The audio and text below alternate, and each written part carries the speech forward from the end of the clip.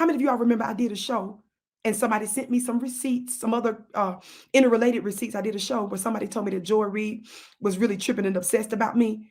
And then they gave me some other information and some pictures that I shared with you about a CNN situation. I don't give y'all any information that I don't feel that I have legitimate receipts. Somebody exposed what they were saying privately, but they're saying it out loud now.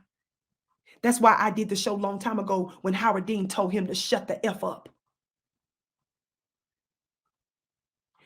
Here you have Black people claiming that white people don't give them voice, that white systems are oppressing us, that white systems are censoring us, that white systems are not giving us platforms and not doing right by us. But you have Black-looking people that's telling us to shut up and telling their audience not to listen to us. I welcome you to call out MSNBC. I welcome you to call out Tiffany, who's absolutely unremarkable and forgettable. I welcome you to continue to call them out for literally telling their audience, Black folks are too stupid to think for themselves. Think about that. The very people who claims others don't give them proper voice. There's not enough representation of Black people. They're literally telling the world not to listen to us. Think about that. And specifically Black men. And then she uses this dead Black man's audience for views. Let me tell you something. She's doing that to generate interest because their numbers are low. Remember, that's exactly what Gayle King did. For some of you that don't know about Gayle King, Gayle admitted that when she signed that $11 million contract sometime back, she acknowledged tacitly that she secured that big contract because of her coverage, back-to-back nonstop coverage on R. Kelly. See, y'all got to know what they do. The same thing that they did to our brother, Dr. Bill Cosby. And some of you did not even care to look into all 50 and 60 of mostly Karens that we see were absolutely uncredible.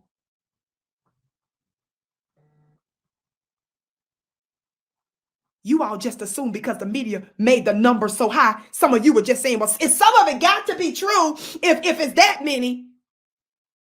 See, your open enemy knows that our people are that idiotic.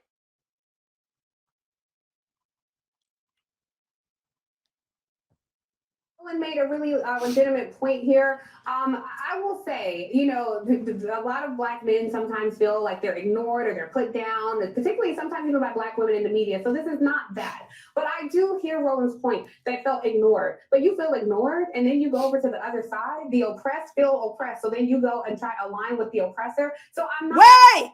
Tiffany is telling us that, telling Black folks, if you don't vote Democrat, you are voting for the oppressor, the Republicans. See, this is why she's a LOM member. This is why she's the help.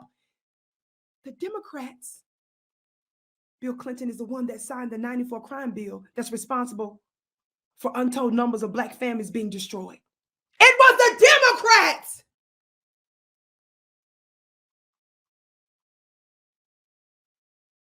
It was Jim Crow Joe Biden as senator